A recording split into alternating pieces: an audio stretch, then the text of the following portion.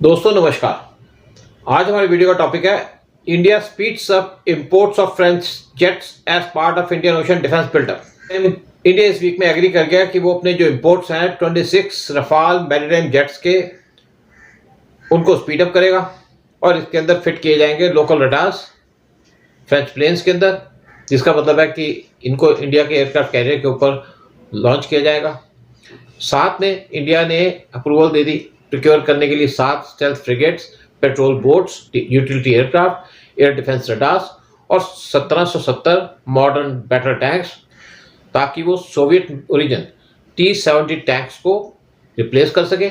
अगस्त 19 को इंडिया ने ballistic missile submarine INS Arihant launch की।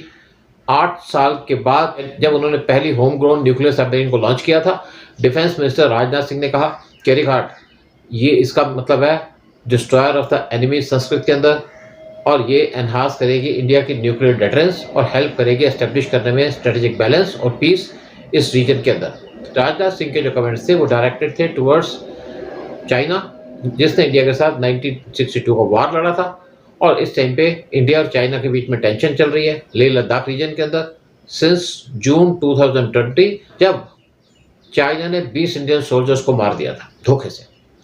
इंडिया इस टाइम पे उम्मीद कर रहा है कि वो अपना पूरा कंट्रोल करेगा अपनी सी लेन्स पे इंडियन ओशन रीजन के अंदर, जहां से इंडिया की 80% ऑयल इंपोर्ट्स पास करते हैं और 95% ट्रेड पास करती है।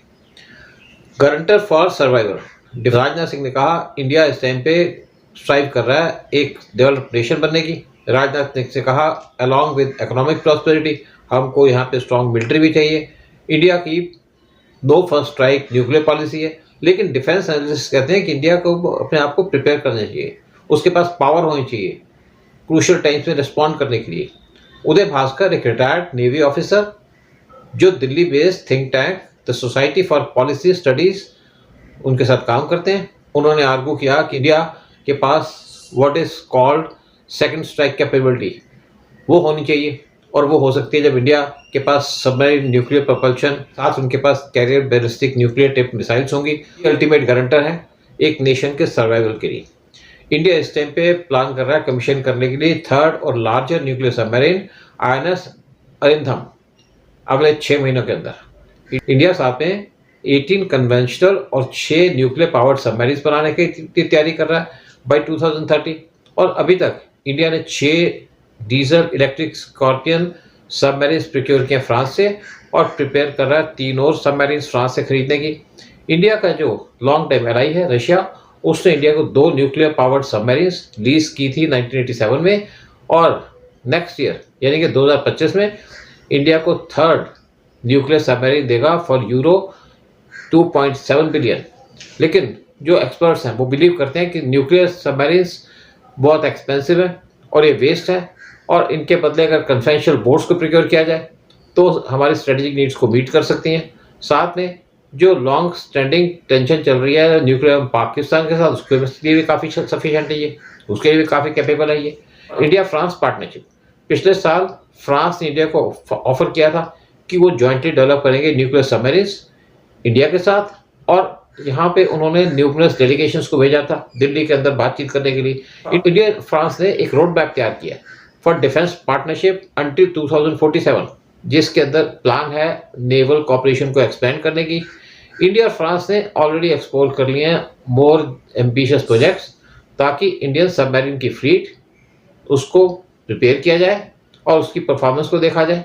तो इसके लिए उन्होंने जॉइंट डिक्लेरेशन की थी 2023 में, टाइटल हॉरिजन 2047। एनालिस्ट ये कहते हैं कि जो ये मूव है इंडिया की डिपेंडेंस रशिया के ऊपर रिड्यूस करने की, क्योंकि उसके कई रीज़न हैं कि एक तो रशिया इस टाइम पे बहुत बिजी है वॉर में यूक्रेन के अंदर, और इसी वजह से फ्रांस इंडिया को हेल्प करना चाहता है उनके मल्टी बिलियन यूरो सब डील के अंदर, क्योंकि उसको यूएस ने धोखा दे दिया था। उसकी एक डील होनी थी ऑस्ट्रेलिया के साथ सबमरीन न्यूक्लियर सबमरीन बनाने की 2021 में, लेकिन यूएस ने उस डील को कैंसिल करा दिया और खुद वो डील ले ली।